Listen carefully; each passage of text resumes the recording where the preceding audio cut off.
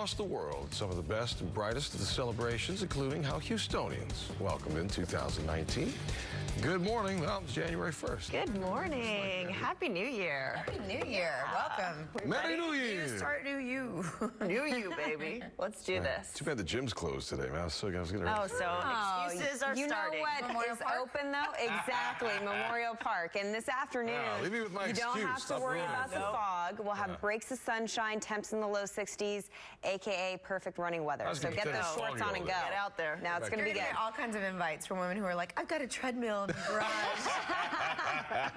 Oh, boy. All right. Well, get out if you can get out. But This morning, not the best time to be out. So if you do have the day off and you can stay off the roads, that's what we recommend because it is very soupy out there.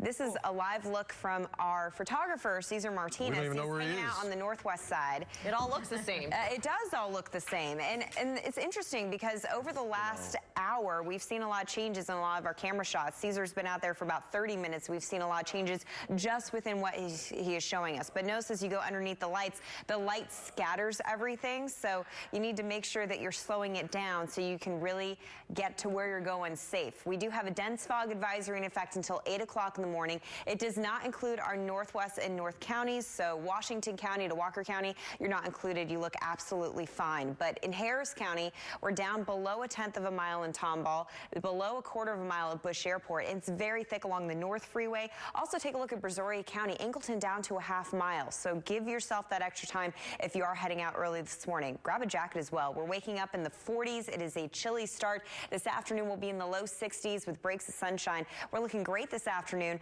but as we get closer to midnight, rain is on the way. And we've had a lot of changes in our computer models regarding the rain that we're anticipating for Wednesday and Thursday. We might see some street flooding, so you don't want to miss that important update coming up. Yikes. Okay, thank you, Britta. So to prepare you for this morning, yes, of course, the dense fog is our main concern. We hopefully don't have any drunk drivers out there, but you'll want to be a defensive driver if you are hitting the roadways. I know I was extra cautious and really looking over the overpasses, entrance, exits as well. I-10 East Freeway here on the east side of town, right at the East Loop. Visibility reduced at this location, so low beams, slow it down, keep your cell phones down, all the common sense tips that you usually utilize when we're seeing low visibility conditions. 225, not so bad here at Pasadena Boulevard, in and out of LaPorte. If you're headed to the industrial side, we have no issues to report to you. North Beltway, I did look at FAA's website. They did not list any delays at either airport, but of course that could change. We will keep you posted, but here's how your roadway conditions are shaping up on the north side, approaching the big airport. Not too intense, guys. all right, thanks, Jennifer. Appreciate it. It's 5:03 right now. It's breaking news from Northeast Harris County. A girl has died after the SUV she was riding and was involved in a crash. The deadly wreck shut down the road near the Beltway and US 90 for hours overnight. Channel 2's Brittany Jeffers joins us live from the Texas Medical Center, where we are told the little girl later died. Good morning, Brittany. And good morning. An absolutely tragic accident overnight. Now, we have learned from the Harris County Sheriff's Office that that driver was brought here to Memorial Hermann Hospital right after the accident. They say that he was showing signs of impairment and that alcohol might have been a factor.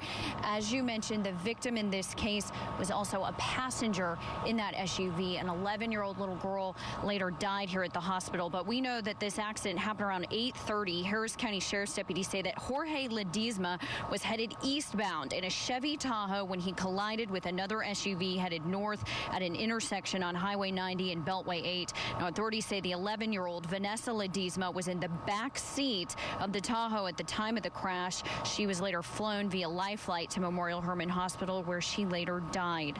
Ledesma was also brought here. He was arrested and charged with felony murder. Sheriff Ed Gonzalez says that alcohol might have been a factor in this case. Now, at this point, we do not know the relationship yet between the passenger and the driver, other than the fact that they share the same last name. Of course, we will continue checking in with the Sheriff's Office to try to get more information on this. We do know that Harris County Sheriff's Office Vehicular Crimes Division is investigating this. We're live here near Memorial Hermann this morning. I'm Brittany Jeffers, KPRC Channel 2 News. Brittany, thank you. 5:04 new this morning. Despite safety messages from the mayor and police, a lot of people could be heard shooting their guns to ring in the new year last night. At least one man got hurt because of that. It happened in an apartment complex on Willcrest and Spice Lane, southwest side of town. where, according to police, the man was in his apartment and the bullet simply came through the window. He was shot in the arm, fortunately not seriously hurt, and was able to walk to the ambulance. The two men who were on their way to church are dead this morning after being hit by a truck. It happened just before midnight on Kermier Road and FM 2920 in northwest Harris County. Deputies tell us the two men were riding on a golf cart at the time of the crash. They say the driver of the truck didn't see them. No word if that driver will now face any charges. 2018 will go down as the worst year in a decade for Wall Street. Not only was it the worst year since 2008, it was only the second year both the Dow and the S&P ended lower since 2008. Last month, the Dow was down 8%, the darkest December since 1931. In fact, this Christmas Eve was the worst ever for the Dow. Here's a fact for some perspective. The Dow has swung 1,000 points in a single session just 8 times in history.